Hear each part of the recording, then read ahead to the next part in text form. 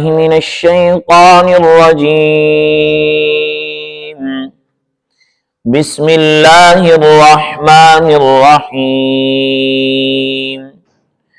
ومن أهل الكتاب من إن تأمنه بقنطار يؤده إليك ومنهم من إن تأمنه بدينار لا يؤده إليك إلا ما دمت عليه قائما ذلك بأنهم قالوا ليس علينا في الأميين سبيل ويقولون على الله الكذب وهم يعلمون صدق اللہ العظیم۔ اور اہل کتاب میں سے وہ شخص کہ اگر تو دے امانت اس کو تو وہ دے گا تجھے واپس، اور اگر تو اس کو امانت دے 1 دینار تو وہ تجھے واپس نہیں دے گا مگر یہ کہ تو جب تک اس کے سر پر کھڑا رہے گا۔ یہ اس لیے کہ وہ کہتے ہیں کہ ہم پر نہیں ہے کوئی گناہ ان جاہلوں کا مال کھانا، اور وہ کہتے ہیں اللہ پر جھوٹ حالانکہ وہ بات کو جانتے ہیں۔ پچھلی آیات مبارکہ میں اللہ رب العزت نے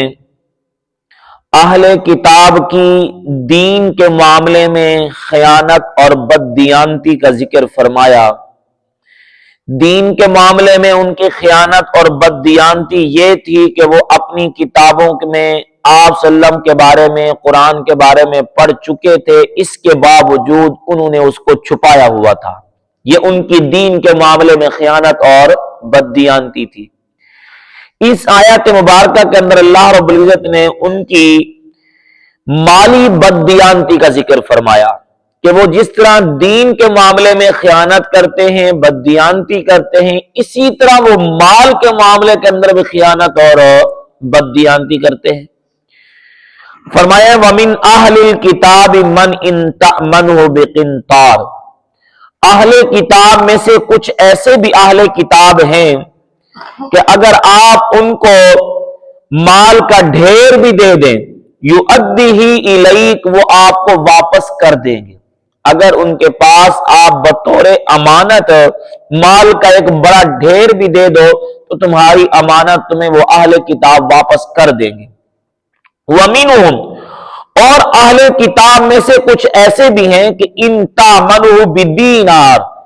اگر صرف ان کو 1 دینار، 1 اشرفی بھی امانت کے طور پہ دی گئی تو لا یؤدیہ الیک، وہ واپس نہیں دیں گے۔ وہ اس 1 اشرفی کے اندر 1 دینار کے اندر بھی بددیانتی اور خیانت کریں گے۔ ہاں الا ما دمت علیہ قائما، جب تک ان کے سر پہ کھڑے رہ کر آپ ان سے واپس نہیں لوگے وہ آپ کو واپس نہیں دیں گے۔ یہاں پر بات کو ذرا سمجھیں گے، اللہ نے پہلے تو اہل کتاب کی خوبی بیان کی کہ اہل کتاب میں سے کچھ اہل کتاب ایسے ہیں کہ اگر ان کو آپ مال کا ڈھیر بھی امانت کے طور پہ دیں گے تو آپ کو واپس کر دیں گے۔ اور اگلے حصے کے اندر ان اہل کتاب کی برائی بھی بیان کی کہ کچھ ایسے ہیں کہ اگر صرف 1 دینار بھی دو گے واپس نہیں کریں گے۔ کون سے اہل کتاب ہیں جن کی خوبی بیان کی گئی اور کون سے اہل کتاب ہیں جن کی مذمت کی گئی، برائی بیان کی گئی؟ روایت مبارکہ میں تفاسیر میں بات لکھی ہے کہ جن اہل کتاب کی خوبی بیان کی گئی اس سے وہ اہل کتاب مراد ہیں جو پہلے یہودی تھے پھر اسلام قبول کر لیا۔ جب وہ اسلام میں آ گئے، ایمان قبول کر لیا، اب ان کے اندر یہ خوبی پیدا ہو گئی، اب وہ کبھی کسی کے ساتھ بددیانتی نہیں کرتے۔ جیسے حضرت عبداللہ بن سلام رضی اللہ تعالی عنہ، ایک وقت تھا یہ یہودیوں کے بہت بڑے عالم تھے اور انہوں نے پھر اسلام قبول کیا، حضور کے صحابی رسول بن گئے۔ روایت میں آتے ہیں حضرت عبداللہ بن عباس فرماتے ہیں ایک شخص آیا اور اس نے 1200 اوقیہ سونا حضرت عبداللہ بن سلام کے پاس بطور امانت کے رکھا تو حضرت عبداللہ بن سلام نے اس کو اپنے پاس محفوظ رکھا. جب مالک لینے کے لیے آیا تو آپ نے اس کے مطالبے پہ اس کو یہ سونا واپس دے دیا. اب 1200 اوقیہ بہت بڑی مقدار میں سونا بنتا ہے. اور پھر حضرت عبداللہ بن عباس فرماتے ہیں کہ اسی طرح ایک یہودی جس نے اسلام قبول نہیں کیا تھا، فخاذ بن عازا تھا اس کا نام، اس کے پاس ایک بندے نے صرف ایک اشرفی، ایک دینار امانت کے طور پہ رکھوایا، وہ بھی کھا گیا. یعنی یہودیوں کی یہ بری عادت تھی کہ وہ جس طرح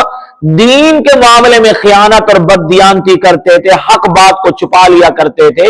اسی طرح مال کے معاملے کے اندر بددیانتی کیا کرتے تھے. ہاں، جن اہل کتاب میں سے لوگوں نے اسلام قبول کر لیا، اللہ نے ان کے اندر دیانتداری، ایمانداری کو پیدا کر دیا. پھر ان کے سامنے مال کا بڑا ڈھیر بھی آ جاتا، وہ اس پر بددیانتی نہیں کرتے تھے، وہ ان کو واپس دے دیا کرتے تھے. اس آیت کی روشنی کے اندر مفسرین لکھتے ہیں کہ اگر کوئی بندہ کسی کے پاس امانت رکھوائے یا کوئی بندہ کسی سے قرض لے، فرمایا چاہیے کہ جس نے امانت لی ہے اس کو بھی چاہیے کہ امانت کے اندر دیانتداری کرے، حفاظت بھی کرے، جب مالک مطالبہ کرے اس کی امانت اسے واپس بھی دے دے. اور اسی طرح اگر کوئی بندہ کسی سے قرض لیتا ہے، فرمایا کہ وہ قرض بھی مالک کے مطالبے پہ اس کو واپس کر دیا جائے، یا اس پر جو معاہدہ طے ہو کہ میں یہ تیرا قرض کب تو واپس کروں گا، فرمایا معاہدے پر اس کو قرض بھی واپس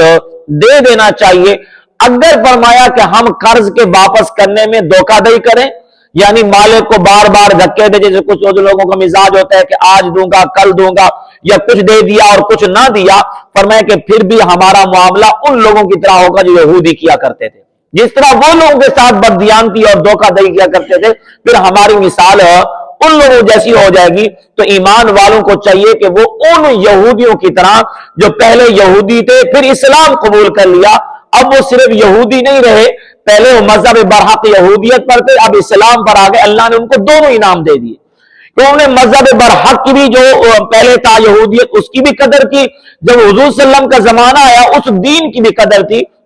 فرمایا کہ پھر ایسے لوگوں کی خوبیوں کو اپنایا جائے، اس کے اندر جو ہے نا دین کے معاملے میں بھی اور اسلام مال کے معاملے بددیانتی نہ کی جائے. حضرت ابو ہریرہ رضی اللہ تعالیٰ عنہ فرماتے ہیں، فرمایا کہ اگر کوئی بندہ کسی سے قرض لیتا ہے اور اس کی نیت یہ ہے کہ میں قرض لے رہا ہوں، میں اس کا قرض سے واپس کروں گا، یہ بندہ نیت میں مخلص ہے، حضور علیہ السلام نے فرمایا کہ اب اس کی نیت کے معاملے میں اللہ اس کا مددگار بنے گا اور اللہ اس کا قرض خود واپس کرے گا. مفسرین فرماتے ہیں کہ اگر وہ زندہ رہا تو اللہ اس کی مدد کرے گا، وہ اپنا قرض ادا کرے گا. اگر وہ نیت رکھتا تھا کہ میں قرض لے رہا ہوں واپس کروں گا، لیکن اللہ کی طرف سے فیصلہ وہ اس کو موت آ گئی، اس کی نیت یہ تھی کہ میں قرض واپس کروں گا، تب رب تعالیٰ اس کا قرض واپس خود کر دیں گے اپنی طرف سے، گویا کہ اس کی نیت پر ہے. اور فرمائیں کہ اگر کسی بندے نے کسی سے قرض لیا اور نیت یہ تھی کہ میں اس کو واپس نہیں کروں گا، مجھے مل تو جائے، فرمائیں کہ پھر رب تعالیٰ اس کے مال کو ختم کر دیتا ہے. اگر زندہ بھی رہتا ہے تب بھی اس کو قرض واپس کرنے کی توفیق نہیں ہوتی، اور مر گیا تو پھر تو قیامت اس کو واپس دینا پڑے گا. اور اسی طرح امانت کے متعلق حضور علیہ السلام نے ارشاد فرمایا کہ منافق کی 3 نشانیاں ہوتی ہیں. آیت المنافق ثلاث، منافق کی 3 نشانیاں ہیں. اذا حدث کذب، جب بھی بولتا ہے جھوٹ بولتا ہے. واذا وعد اخلف، جب وعدہ کرتا ہے تو خلاف ورزی کرتا ہے. واذا اؤتمن خان،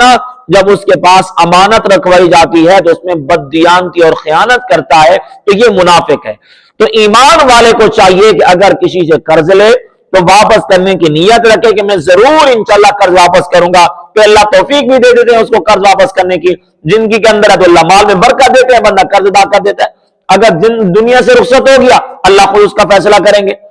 اور اسی طرح امانت کے معاملے کے اندر اگر کسی کے پاس کسی بھی کوئی چیز امانت ہے، وہ کسی کا معاملہ راز کے طور پر ہو وہ بھی امانت ہے، یا کسی کا مال جو ہے نا کسی کے پاس ہو تو اس کے اندر بھی خیانت نہیں کرنی چاہیے. یہاں پر اللہ نے آگے فرمایا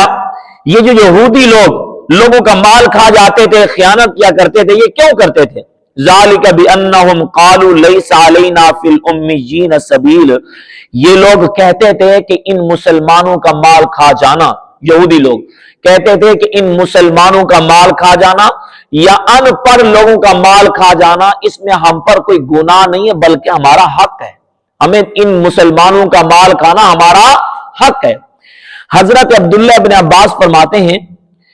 ان مدینہ کے یہودیوں نے اپنے لین دین کیے تھے مکہ کے ان پڑھ لوگوں کے ساتھ۔ مکہ کے لوگ پڑھے لکھے تھے لیکن یہودیوں کے مقابلے میں تھوڑے پڑھے ہوئے تھے، اس لیے مکہ کے لوگوں کو امی کہا جاتا تھا۔ پڑھے ہوئے تو تھے لیکن یہودیوں کے مقابلے میں، کیونکہ یہ بہت زیادہ علم والے لوگ تھے، ان کے مقابلے میں مکہ والے امی سمجھے جاتے تھے۔ تو ان یہودیوں نے ان امیوں سے کچھ لین دین کیے، کچھ معاملات کیے۔ پھر وقت آیا کہ جن لوگوں سے انہوں نے معاملات کیے وہی لوگ مسلمان ہو گئے، کیونکہ حضور السلام کی ابتدا مکہ کے اندر ہے۔ اچھا، اب ان لوگوں کے قرضے چڑھ گئے یہودیوں کے اوپر، ان امی لوگوں کے قرضے چڑھ گئے۔ جب یہ مسلمان ہوئے تو انہوں نے یہودیوں کے پاس پیغام بھجوایا، بھئی ہمارا جو تمہارے پر قرضہ ہے ہمارا قرضہ واپس کرو۔ تو اس پر یہودیوں نے کہا کہ اب ہم تمہیں قرضہ واپس نہیں کریں گے، بلکہ اللہ نے ہمیں کتابوں میں لکھ دیا کہ جو لوگ تمہارے دین سے ہٹ کر کسی دوسرے کے دین پر ہو تو تم ان کا مال کھانا چاہو تو تم پر گناہ نہیں ہے۔ اللہ نے یہ بات ہماری کتابوں میں لکھ دی۔ حضرت سعید ابن جبیر رحمہ اللہ فرماتے ہیں جب ان لوگوں نے یہ بات کہی کہ اللہ نے ہماری کتابوں میں یہ بات لکھ دی جو تمہارے دین کے مخالف ہو ان کا مال کھا جاؤ تو تم پر گناہ نہیں، حضور نے فرمایا یہ اللہ پر جھوٹ بول رہے ہیں، اللہ نے تو ایسا کسی کو بھی اجازت کسی کا مال کھانے کی نہیں دی، بلکہ اگر کوئی غیر مسلم بھی ہو، جیسے کہ حضرت عبداللہ بن عباس کے پاس ایک شخص آیا، اس نے کہا حضرت جب ہم جہاد کی طرف جاتے ہیں، ہمارے قافلے جاتے ہیں تو ہمیں نا اسلامی ریاستوں کے اندر کچھ غیر مسلم ذمی جو اسلامی ریاست میں رہ رہے ہوتے ہیں، لہٰذا ان کی ہم بکری مرغی پکڑ کے ذبح کر کے کھا جاتے ہیں، تو ہمارے لیے کوئی حرج کی بات تو نہیں ہے۔ تو حضرت عبداللہ بن عباس نے پوچھا آپ کیوں کھا جاتے ہو؟ کہنے لگے ہم یہ سوچتے ہیں غیر مسلم ہیں، ہم مسلمان ہیں تو ہمارے لیے حق ہوگا ان کا مال کھانا۔ تو حضرت سعید بن جبیر رحمہ اللہ نے اپنا حضرت عبداللہ بن عباس نے فرمایا جب وہ ہماری اسلامی ریاست میں رہتے ہیں، وہ ہمیں رہنے کا جزیہ ادا کرتے ہیں یا وہ ہم سے معاہدہ کر چکے ہیں، اب ہمیں اسلام حکم دیتا ہے ان کی جان مال عزت و آبرو کی حفاظت کرنا ہماری ذمہ داری ہے۔ اب ان کی جان مال عزت و آبرو کا ہم نقصان نہیں پہنچا سکتے، بلکہ یہاں تک روایت میں آتا ہے حضرت عمر رضی اللہ عنہ کا دور مبارک تھا، آپ کا ایک قافلہ کہیں جا رہا تھا، راستے کے اندر ایک جو ہے نا گرجا گھر تھا، وہاں پر انہیں قیام کیا اور وہیں پر ہی مسلمانوں کی نہ غیر مسلم سے کسی بات پر نہ چاقی اور لڑائی ہو گئی۔ جب لڑائی ہوئی تو انہوں نے ان کے گرجا کو گرا دیا، منہدم کر دیا۔ تو وہ گرجا والے غیر مسلم حضرت عمر کے پاس آئے، کیا کہا کہ آپ کے مسلمانوں نے، آپ کے قافلے نے ہمارے ساتھ لڑائی بھی کی اور ہمارے گرجا کو بھی گرا دیا۔ حضرت عمر نے اس پر تحقیق کی، اس قافلے کا جو سپہ سالار تھا آپ نے اس عہدے سے بھی ہٹا دیا اور ان کے گرجا گھر کو بیت المال سے تعمیر کروایا۔ فرمایا کہ یہ ہم مسلمانوں کی ذمہ داری ہے، اسلام نے ہم پہ ذمہ داری لگائی، جو غیر مسلم ہماری اسلامی ریاست میں رہتا ہو اس کے جان مال عزت و آبرو کی حفاظت کرنا ہمارے ذمے ہے۔ ہم یہ مت سمجھے کہ وہ غیر مسلم ہے ان کا مال کھانا ہمارے لیے حلال ہے۔ تو یہ یہودی لوگ کہہ رہے تھے کہ وہ جانا غیر مسلم یعنی کہ ان کے دین سے ہٹ کر جو دوسرے دین پر ہوگا اس کا مال کھانا ہمارے لیے حلال ہے، لیکن ہم مسلمان ایسا کبھی نہیں کہہ سکتے، ہمارے لیے ہمارا اپنا ذاتی مال کھانا حلال ہے، کسی دوسرے کا مال اس کی خوش دلی کے بغیر کھانا حلال نہیں ہے۔ تو اللہ نے فرمایا وَيَقُولُونَ عَلَى اللَّهِ الْكَذِبَ، یہ یہودی لوگ اللہ پہ جھوٹ بول رہے ہیں کہ اللہ نے ان کتابوں میں بات لکھی ہے، وَهُمْ يَعْلَمُونَ، حالانکہ انہیں پتہ بھی ہے کہ ہم جھوٹ بول رہے ہیں، انہیں پتہ ہوتا ہے، لیکن اس کے باوجود یہ کھلے عام جھوٹ بول دیا۔